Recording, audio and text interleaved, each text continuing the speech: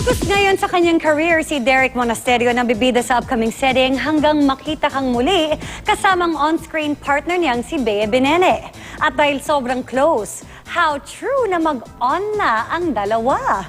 Alamin natin yan sa chika ni Lars Santiago.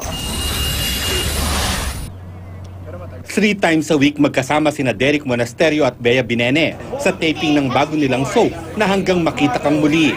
Sila rin ang magka-partner sa Sunday sitcom na Vampire ang Daddy Ko. Noong kasal ni Vic Soto at Pauline Luna, sila rin ang magkasamang dumating at laging magkatabi at ang comment ni Derek. Parang pakiramdaman lang. Pero ang ganda ni Bea ng gabing yan eh. Parang wow, Bea, ikaw ba yan, Bea? Pero para kay Derek, trabaho muna ang gusto niyang harapin ngayon, lalo't maraming magagandang nangyayari sa kanyang career. Nasa cover siya ngayon ng isang glossy magazine, kasama ang iba pang male artists tulad ni Andre Paras at Ruru Madrid. Sabi ko, ay, in fairness, lumabas dito yung gusto kong makita. Parang ganon. Magaling po kasi yung photographer namin eh. Guest din siya ng sunod-sunod na linggo sa Sunday Pinasaya.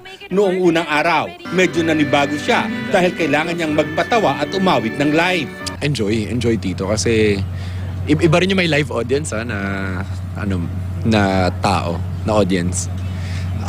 Naka-boost sila ng confidence.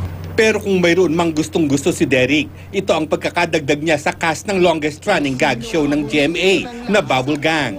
Magaan, tsaka naku, yung mga tao ron, sobrang bakit ngayon ko lang kayo nakilala lahat? Alam mo yung gano'n dito? Parang gusto ko lagi silang kasama kasi kulit eh, maklase eh. Siya walang veteran kahit bago at tatanggapin ka nila sa family nila. Lars Santiago, updated sa showbiz happening.